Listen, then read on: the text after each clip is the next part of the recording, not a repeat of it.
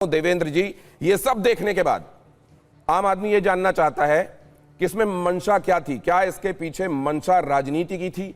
क्या vote bank वाले नजर से देखते हुए चीजों को ये ड्राफ्ट किया गया था?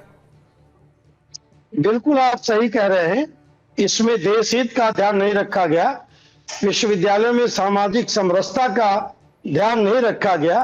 वोट बैंक के लिए इसमें इस्तेमाल हुआ यूजीसी, और यूजीसी ने, मैंने पहले ही बताया था कि संविधान के आर्टिकल 14, 15 और 16 का उल्लंघन किया है। हमारी राय यह है कि अब माननीय सुप्रीम कोर्ट ने हमारे आरोपों को सिद्ध कर दिया, प्रूव कर दिया है। अब बताइए। नहीं देवेंद्र जी, एक बात और बहुत बहुत संक्षेप में इसका उत्तर भी दे दीजिए, फिर मैं आपको और ज्यादा अभी ऑक्युपाइड एक वाक्य बोलूंगा। हाँ। इस नियम में सबसे बड़ी विसंगति थी कि सवर्ण समाज को आरोपित मान लिया गया, जन्मना मान लिया गया कि ये उत्पीड़क है, शोषक है, जो नहीं होना चाहिए था। सर, अब एक बात और मैं जानना चाहता हूं। पार्टी का अपना अनुशासन होता है, और भारतीय जनता पार्टी तो अनुशासन के लिए जानी जाती है। पार्टी ने अगर कोई एक डिसीजन लिया किसी एक मामले में, क्योंकि हमारे पास तो खबर यह भी आ रही है कि जो एजुकेशन मिनिस्ट्री है, इस बारे में मिनिस्टर की तरफ से कहा था कि हम इसका दुरुपयोग नहीं होने देंगे, हम आपको आश्वस्त करते हैं। ये धर्मेंद्र प्रधान साहब ने कहा, और ये भी सोर्सेज बता रहे थे कि आने वाले दिनों में इसको लेकर जो भ्रांतियां हैं लोगों के बीच में, वो दूर करने की कोशिश की जाएगी। मतलब सरकार इससे कन्विंस थी। ऐसे में आप ये कह रहे हैं कि देश हित को ध्यान में रखते हुए काम नहीं किया गया, तो क्या आप पार्टी के अनुशासन का ख्याल किए बगैर राष्ट्रहित वाले मामले में आवाज उठाने आप आगे आए? बिल्कुल, मेरे लिए राष्ट्र सबसे सर्वोपरि है। ये बहुत बड़ी बात आप कह रहे हैं सर। देवेंद्र सर, इसके साथ मैं आपका शुक्रिया अदा करता हूं। देवेंद्र जी ने जो ये बात कही है, इसकी ब्रेकिंग बनाइए और फ्लैश कीजिए। देवेंद्र जी, जो कि देवेंद्र प्रताप सिंह जी, जो कि member of legislative council Gorakhpur हैं, भारतीय जनता पार्टी से संबद्ध हैं, वो कह रहे हैं कि इस नियम को बनाते हुए राष्ट्रहित को सर्वोपरि नहीं रखा गया। मेरा सवाल था कि क्या वोट बैंक पॉलिटिक्स की वजह से ऐसा किया गया? उन्होंने कहा हां, राष्ट्रहित को सर्वोपरि नहीं रखा गया। यह बहुत बड़ी बात है वो जो कह रहे हैं। क्या राष्ट्रहित को, और भारतीय जनता पार्टी तो हमेशा राष्ट्रहित की बात करती है, तो क्या इस मुद्दे पर उसने राष्ट्रहित को ध्यान में नहीं रखा? अब आइए मेहमानों के पास चलता हूं। दीपिका झा, आपका टेक बहुत जल्दी से। आपने इस नियम को कैसे देखा? आज अदालत में जो हुआ उसको कैसे देखा, और आपका ऑब्जर्वेशन क्या कहता है? मैं दिल्ली विश्वविद्यालय में जॉइंट सेक्रेटरी हूँ। मैंने देखा कि कैसे दिल्ली विश्वविद्यालय में हर क्षेत्र का, हर समाज का, हर जाति का विद्यार्थी आता है और पढ़ता है। मैं देखना चाहूँगी, और मैं भारत सरकार से मैंने ये आग्रह भी किया अपने एक लेटर पैड के माध्यम से कि इस पर स्पष्टता देनी चाहिए, और जिनसे विद्यार्थियों को दिक्कत हो रही है, इस पर संशोधन की आवश्यकता है, उसमें संशोधन होना चाहिए। हम देख रहे हैं कि कैसे अन्य विश्वविद्यालयों में प्रोटेस्ट चल रहे हैं। हम उसी विश्वविद्यालय में रहते हैं जिस विश्वविद्यालय में हर जाति का बच्चा एक ही टेबल पे बैठ के खाना खाता है। तो मैं आग्रह करती हूँ, आपके टीवी चैनल के माध्यम से भी आग्रह करती हूँ कि इसमें संशोधन की जरूरत है। तो संशोधन, अगर वैसे तो सुप्रीम कोर्ट ने आज इस पर रोक लगाई है और आगे निर्णय भी आएगा, लेकिन निर्णय आने से पहले मुझे ऐसा लगता है कि मैं उनसे रिक्वेस्ट तो अब नहीं, सवाल यह है कि आप कह रही हैं संशोधन, यही तो बात कही सरकार, अदालत ने, सुप्रीम अदालत ने यही बात कही कि उसको फिर से लिखा जाए। ये उस स्पिरिट में नहीं था कि ये भेदभाव दूर करने वाला हो, ये तो असल में भेदभाव को बढ़ाने वाला हो जाएगा, यही बात कही गई।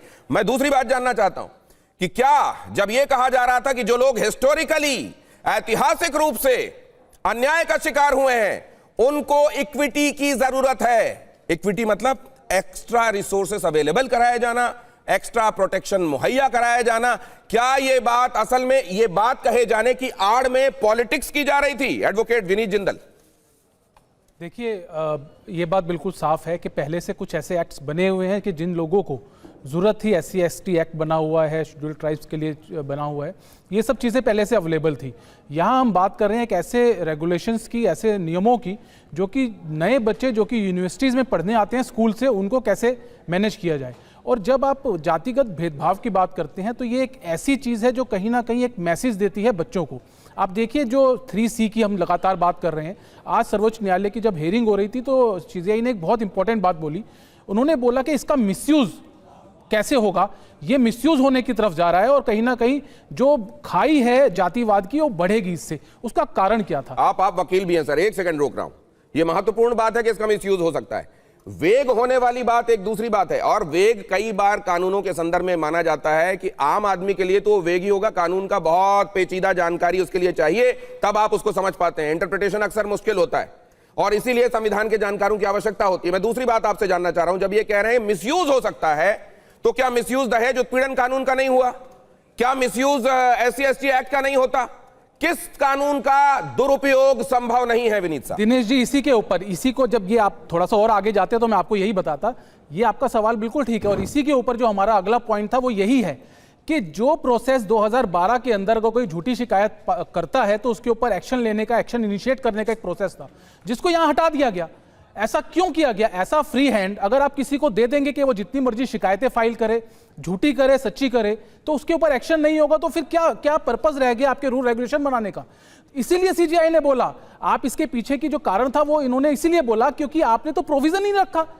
अगर BNS के अंदर भी कोई गलत शिकायत होती है तो उसके ऊपर प्रोविजन है, अगर आप गलत शिकायत करते हो तो एक्शन इनिशिएट करने का, लेकिन यहां कुछ भी नहीं है। ठीक है, ठीक है।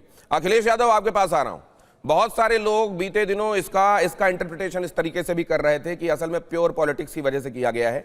अदालत में बेशक स्टैंड ना कर पाए, अगर इसको चैलेंज किया जाएगा, ये शायद एंटीसिपेट किया जा रहा था कि जैसे ही आएगा इसको लेकर विरोध प्रदर्शन होगा, याचिकाकर्ता आएंगे, सुप्रीम अदालत जाएंगे और ये गिर जाएगा। इस तरीके से एंटीसिपेट किए जाने के बावजूद ये इसलिए किया गया ताकि PDA या दूसरे नैरेटिव्स के जरिए, खास तौर से SC/ST OBC इस वोट बैंक ये किसका है, इस पर दावा करने का जो एक तरीके से तरीका था वो इसलिए लाया गया। बेशक ये बाद में जैसा आज अदालत में दिखा जो इसका हश्र हुआ है, लेकिन वो मैसेज चला गया कि हमको किस वर्ग की चिंता ज्यादा है। क्या अखिलेश यादव ऐसा है आपके मुताबिक? यह भारतीय जनता पार्टी का, मोदी अमित शाह का विशुद्ध रूप से राजनीतिक दाव है।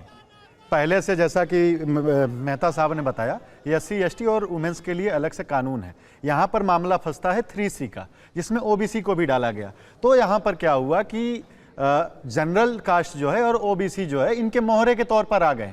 यदि इनको मैं कहना चाहूँगा कि यह जो चाल चली गई, एक कंट्रोल्ड फायर की तरह चली गई दिल्ली से।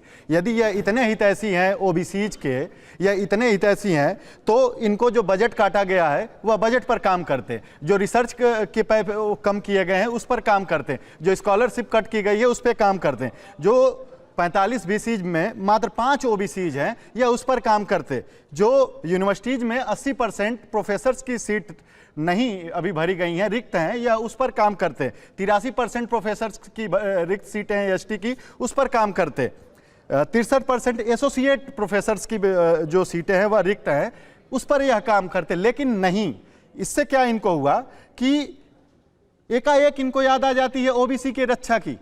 क्यों? क्योंकि जनरल के खिलाफ OBC का वोट कंसोलिडेट होगा। अरे, हम अपने जनरल कैटेगरी के भी मित्रों से कहना चाहते हैं, इसमें कोई आपका विरोध नहीं होने वाला है भाई। और दूसरा जो OBC के नहीं, तो आपके हिसाब से उनसे भी मैं कहना चाहता हूं, सुनिए, उनसे भी मैं कहना चाहता हूं, अखिलेश आप क्या ये कहना चाहते हैं? अखिलेश जी बात सुनिए, इनसे आपको कोई लाभ नहीं होने वाला है।